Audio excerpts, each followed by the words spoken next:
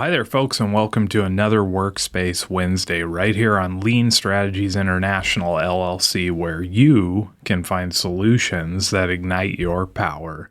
Now, before we get started, if you are interested in anything supply chain, operations, business, or even our handy Workspace Wednesdays, which focus on what you can do inside of Google Workspace, click down below and hit that subscribe button, or join our community and one of our courses where you can learn even more.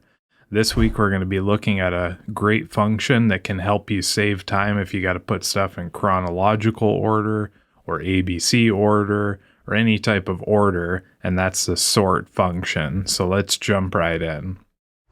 You'll see right here we have some data with some dates right here in column A.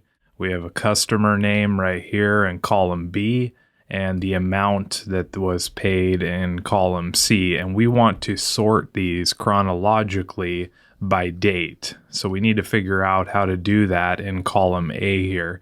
Now, of course, you can always do the classic way of sorting. And if you wanted to do that, then you'd have to continue to sort it every single time and resort it when you add new information. But we want this to automatically happen each time that we add new data in. And so how are we going to do that? What we're going to do is we're going to need two tabs. We have our data here, and we're actually going to sort it in this tab right here. So what we'll do is open our function up with our equal sign. We're going to type in sort with our open brackets, and then it's going to ask us to select our range. So we'll go back to our data, and we're going to select C2 all the way over to A2. And so we'll have all that. Now remember, we don't want to select the headers because we don't want to sort those. We can hit enter, and you'll see that it'll pull it right over, but we want this to be in a specific order. So we're going to open up our function again.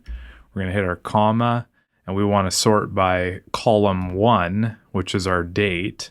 And then it's going to ask you, do you want to sort it ascending? We want to put in the word true because we'd like it to sort ascending. Then we can hit enter, and you'll see that now everything is in order according to our chronological date ascending order. Now, what happens if you want to add something new? Well, we need to go up to our function, and we're just simply going to erase the 10. So that way, if we add something, it's always going to grab it. So we'll hit enter, and then we'll go back to our data, and we're going to put in, let's say, January 1st or January 5th, 2024. Our customer will be Dogs R Us, and the amount paid is $128.